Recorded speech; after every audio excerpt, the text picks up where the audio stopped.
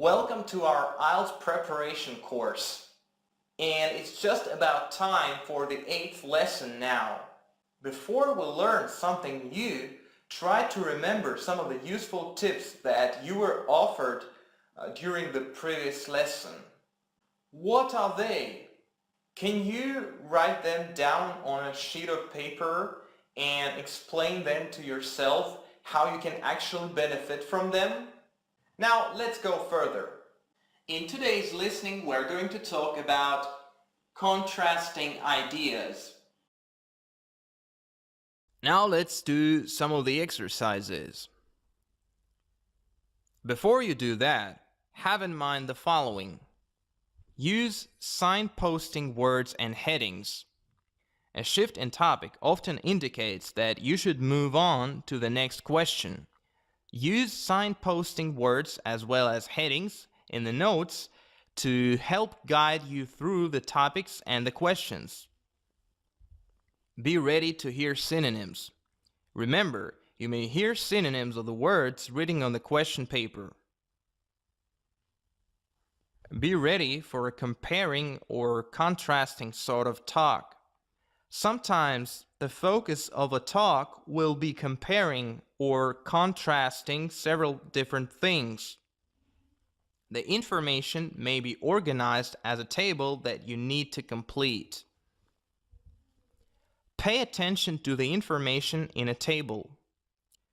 The information in a table is always read from left to right. The different examples will be described in order. Notice that there is often a title or a heading at the top of the table to give you more information.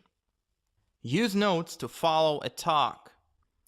The headings in a set of notes can help you in the same way as the headings in a column. And now, listen and complete the table with one word only. Recording 32. In my talk today, I'm going to be looking at plants that have had an impact on our world and our history. Let's start with the potato. It was originally one of the staple foods of Central and South America, and when Spanish explorers traveled to the Americas, sometime in the 16th century, the potato found its way into Europe.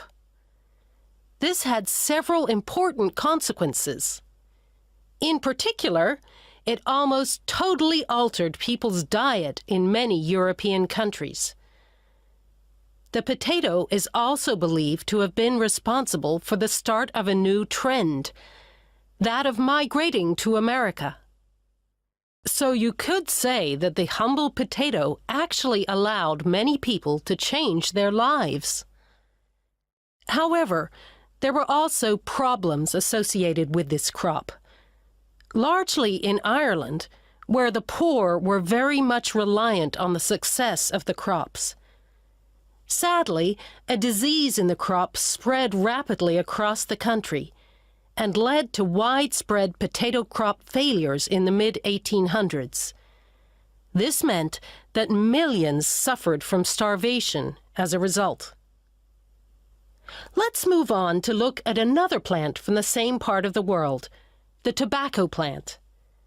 This originated in the Americas and had an enormous influence on the way North America developed in the 1800s.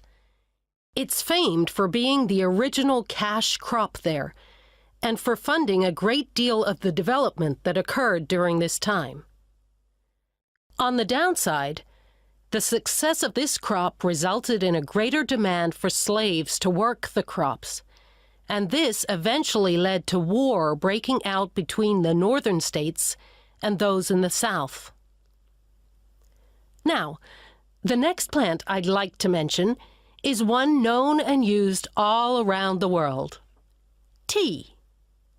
It originated in China, and in terms of its historical significance, it played a large part in the U.S. independence from Great Britain.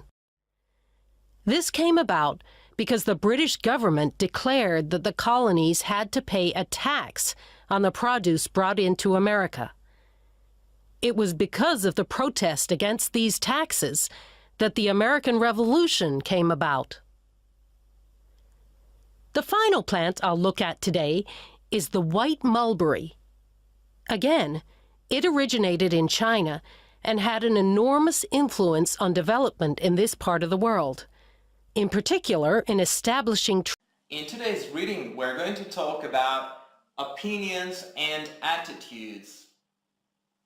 Now, you're going to spend some time skim reading a text.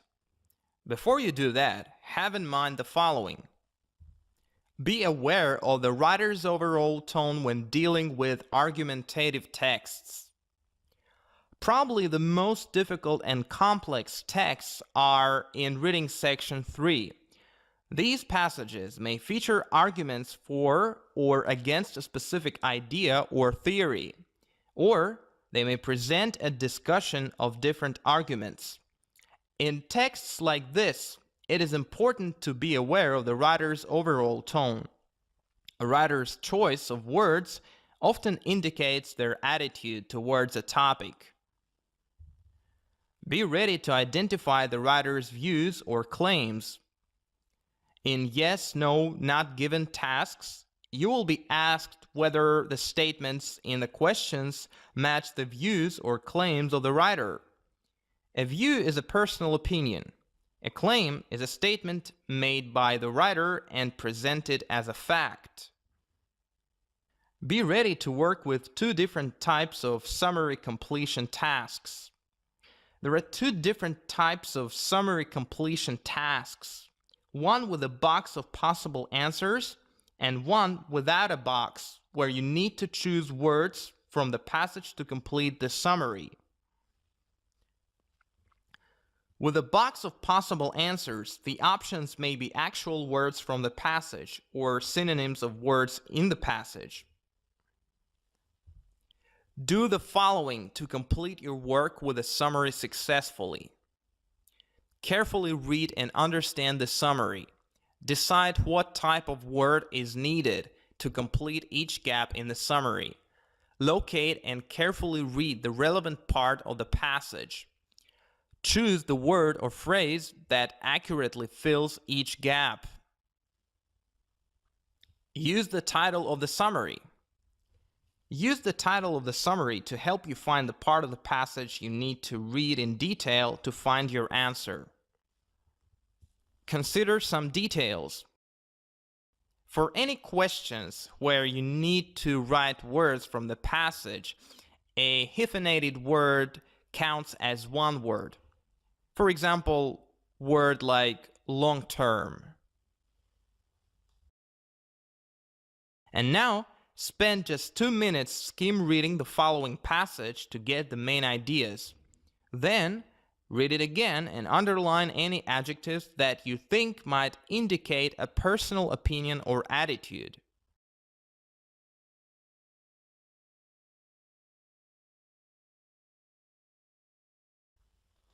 In today's speaking, we're going to continue practicing speaking skills.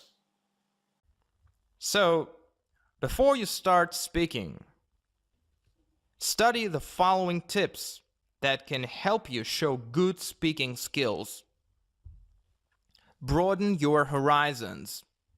To enrich your vocabulary and to be able to speak in a more qualified and eloquent way, you really need to broaden your horizons. You can do that by reading books or articles on certain topics, watching certain types and genres of movies, and of course by talking with native English speakers. Do not keep silent. Speak. Even if you're not sure that you're well familiar with a topic that you're offered by the examiner, don't just sit mutely without saying a single word. Try to sustain a conversation by asking the examiner some questions concerning the topic or by sharing your own views or experiences. At least that will help you show both vocabulary knowledge and communicative skills. Control your grammar and pronunciation.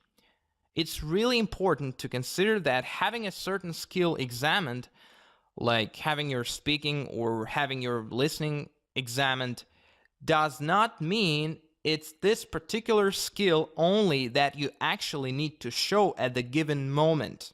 So during the speaking test, do your best to also show correct grammar and pronunciation. And now, let's talk about celebrations. Study and answer the following questions. Celebrations for families and friends. What sort of occasions do families and friends like to celebrate? How important are celebrations in people's lives? Why or why not? Should people have time off work for important celebrations? Why or why not? National celebrations. Why do many people enjoy participating in national celebrations? Have national celebrations become more or less important over time? Why? What sort of things do you think countries will celebrate in the future? In today's writing, we are going to talk about how to express your ideas clearly. Here are some good practical tips that you should have in mind to be able to do that. Make sure your ideas are organized in a logical way. The examiner will assess the coherence and cohesion of your answer. They will judge how your ideas are organized and how you link information. Planning before you write is the best way to make sure your ideas are organized in a logical way. Use a wide variety of words and phrases. Just like writing task 1, your writing task 2 answer will be assessed based on the lexical resources or vocabulary you use. This means that you need to avoid repeating words from the question and use as wide a variety of words and phrases to discuss the topic as you can. Use the correct style. The language you choose must be as accurate as possible and must suit the task. Use formal language when writing an essay. Writing an essay is a formal situation, and so your language must be formal as well. Never use notes or bullet points. You will lose marks if you use abbreviations or language that is too casual. Think about your own language. Think about your own language when you're studying English. Make a note of important differences such as vocabulary or grammar. Noticing these will help you to avoid making the mistakes that are common for people with the same first language as you. Use the following words to express your personal views and attitudes. Adverbs such as personally or probably, modals such as might or could, phrases such as in my view, verbs such as appear to be or seem to be. These can also help you to stress your ideas or change them from a simple fact to a personal opinion. Be ready to write a conclusion to finish off your writing. To finish off your writing, you need to write a conclusion. Your conclusion should be a brief summary of your argument and ideas, and is often a good place to give your own opinion.